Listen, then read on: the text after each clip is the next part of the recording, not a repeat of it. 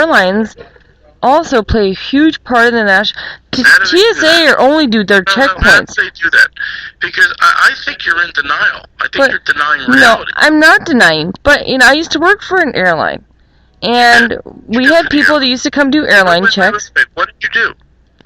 Well, it was back in college. I worked for Delta, and you can do your well, just gate checks and all that, but. Or, doing gate or doing ticketing and all that kind of stuff. But the point I guess I'm, focusing on more is that What year was that? What year was that? What year is it now? It was 2011? 2010? 2010. Yeah. This was when TSA had already taken over. Right. What were you told as a gate agent to look for?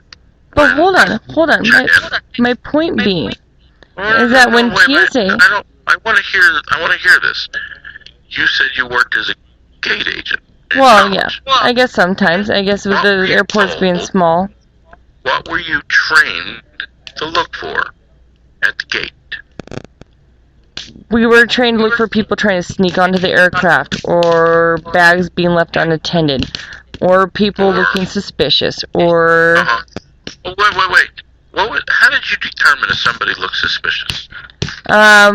Where they looked if, let's say, inebriated, or they looked like, well, you have your typical left or back. You're telling me after 9/11 you weren't told to be looking for Middle Eastern people? Never once was I ever told to look for Middle Easterns.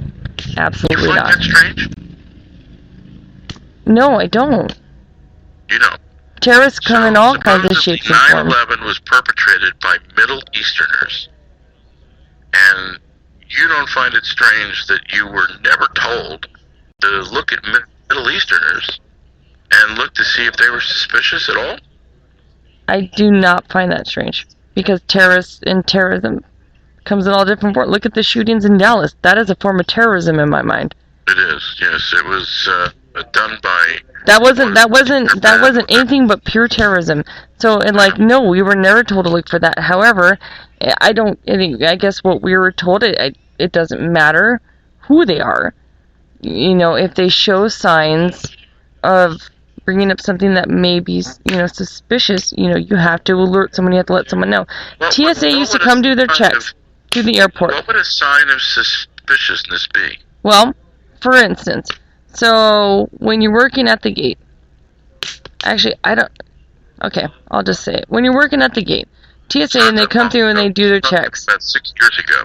Right. Well, no, they still do this now, but, so TSA will come randomly show up, and they will have someone that walks on the ramp, and everyone's supposed to be ID'd and badged, and you were supposed to go up to someone that doesn't look like they have a badge, if they look unfamiliar, because you don't know anybody at an airport all the time, and you were supposed to ask everyone, if they don't have a badge that's visible, where is your badge? Where's your security badge? And do you know how many times airports fail? Yeah, so you're talking now about people at the airport, not passengers. But hold on, passengers, because this could be a passenger walking through. I shit you not, probably 7 times out of 10, they will fail checkpoints on the ramp. On someone just walking through, around luggage, around people, that's just strictly walking through, looking like they're in uniform, and you can't tell the damn difference unless they have a badge. I have no doubt about that, but I think you're in denial.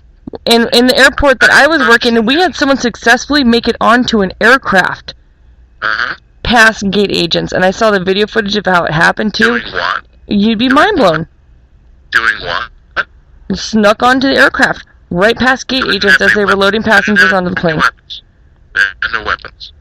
You don't know if they had weapons. This person was able to make it through onto the ramp into the. This TSA agent was able to make it on to a secured area onto the ramp where people are loading luggage, make it into the gate area and load and board the aircraft. Was this person arrested? That was a TSA agent doing a security check. I see. Okay. So, that's not an example of a passenger. No, it's not, but it's an example of someone who if they had the motive to do it, can they do it? Uh-huh. And the answer is sometimes they can, and sometimes is not good enough for me. And I'm asking you again. 19 hijackers all found their way to box cutters. But if they had a motive and they had a way, they were going to find a way to do it. Where did they get the box cutters from? Are you trying to tell me that they all got through security with box cutters? No, but you know how many weapons we've also found on planes, just like cleaning the planes and stuff like that afterwards, or doing the security checks on the planes after people deboard? I mean, it is not, even to this day, it is not impossible for people to sneak. We've found weapons on aircrafts. I asked you, how did 19 people get box cutters all on the same day, same morning, through the checkpoints? Pre 9/11, I don't think that's that impediment. We were just laissez-faire. We were just not paying attention. Not incompetent, but care. You could have brought an atom bomb with you, you're telling me. Not true, but excuses were probably more rampant. 19 swarthy men from Saudi Arabia. One of them was from Egypt. 19 men from the Middle East all got through security, even though it was like Swiss cheese. They all got their box cutters through. You're gonna tell me then, and I'll answer your question with another question. You're gonna tell me that with a country with such a diverse population, where it wouldn't be uncommon for, say, a group of engineers or contractors or someone running a crew, and they need to have their tools with them because that's all they have, to give an excuse to someone who they think is stupid to get onto an aircraft. Let's assume they were all UPS drivers. Well, no, we don't have to assume anything. They were fucking lying. But who are you during that time to question that? No. Does the metal detector know that the person holding the box cutter is from the Middle East or from Israel? No, but also, if it's easy enough for people in our own country TSA checkpoints to get intentionally, how easy would it have been back then to do the same thing? I don't think that makes any sense, I gotta tell you. I know, it doesn't make any sense, but the thing is that it happens. I think you're thinking of a story that really doesn't hold water. No, and it doesn't, because I don't know. I don't know. All I'm saying is that, no, maybe it's not a matter of incompetence, but a matter of human error, which we are all guilty of every single day. Human error. So, the human errors erred on the 19 men who were from the Middle East. Every single one of them erred that day, that morning, at the same time. Possibly, I don't know. Gates, different checkpoints. Different checkpoints now, when I grade you. Wasn't different checkpoints then. And all erred at the same time, on the same morning. You know, all it takes is one excuse, and all it takes is one excuse. Okay. I can't go further with this because you're so far out on the limb that I don't even feel comfortable going out to get you and pull you back. No, I'm not disagreeing with you. All I'm saying is that I'm open to... I'm not sure what you're doing, but you're so far out on that limb, I'm not comfortable going out there to pull you back. No, and I'm not saying you're wrong. I'm not. This is not where I'm going with all this. You're telling me you're right. No, I'm not saying I'm right, because I don't fucking know. I don't believe what your story for even a second. It's just so incredible. No, I don't have a story, though. That's what I'm saying, is that, but you gotta be open to, You just told me how lax and how incompetent these security people were. Man, you gotta admit they're pretty lax and very incompetent. Now, I agree with you. Now, would that have been a typical thing? So wait a minute, we had Edward Hubbards working at security? They were all Edward Hubbards. No. And I can't tell you that I believe that incompetence was the answer. All I'm saying is that... So where did they get their box cutters from? I don't know. Well, maybe you should come up with that answer before you come up with this incompetence. I don't have an answer. There you go. I think that's a perfect statement right there. No, I know. I'm just trying to be open to the possibilities. Possibility of what? Well, that thing's, I don't know. You know, I'm trying to think, you know, first of all, going back to 9/11, 2001, like... 9/11. You want to hear what happened? Yeah. Okay. 2 aircraft hit the World Trade Center, but I don't believe that they were the hijacked aircraft that the air traffic control was following, because all the flights that left Boston flew west. Now, some of the flights that were hijacked were out of Dulles. They also flew west. Okay. All the flights flew west. Every single one of those flights came in close proximity with another aircraft.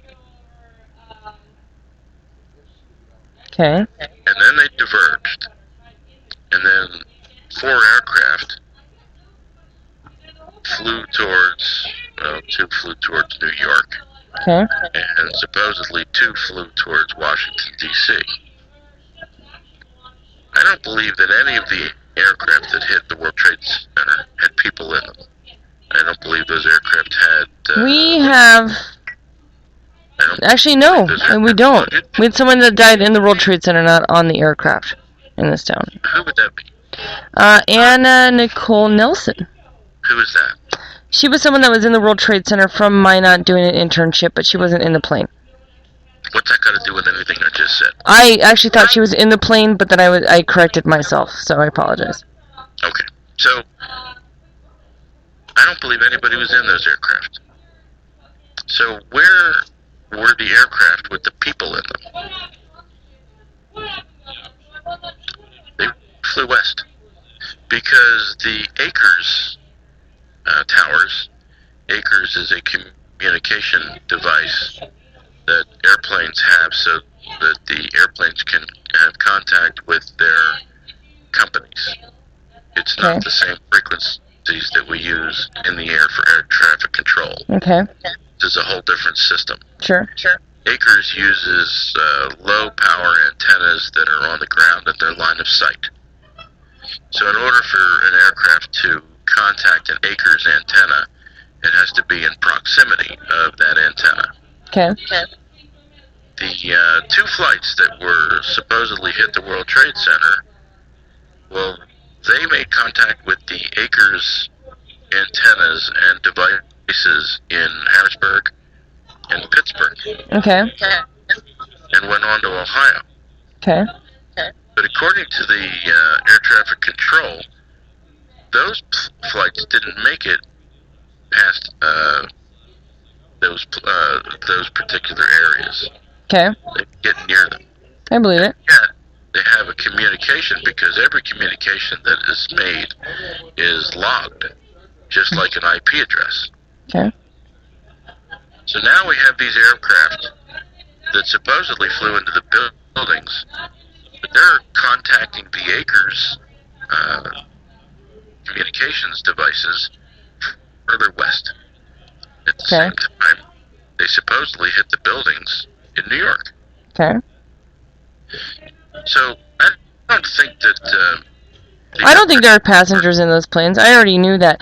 You would have seen it. You would have seen bodies flipping, fucking flying everywhere if there were passengers in those planes. Where did the passengers go? There was no passengers. I already knew that. When you watch the planes, and I watch it live... There were passengers, because Muhammad Atta and his crew true. got on board. But, I mean... Where did Muhammad Atta go? Say that again? Where's Muhammad Atta? And all the other people that were on the aircraft? Well, I assume dead. Where? I don't know. Incinerated? Where? I mean, when you get ignited into a plane full of fuel, you're pretty quick to incinerate. The World Trade Center. Where did they incinerate? Inside of the plane. Where? Burn? I don't know. I guess I would have been looking for bones more than anything. I don't think they incinerated. But where did that aircraft incinerate if it flew west? I don't know. All I know is that I don't. If you would have had a plane full of passengers, and even if they were on fire, say the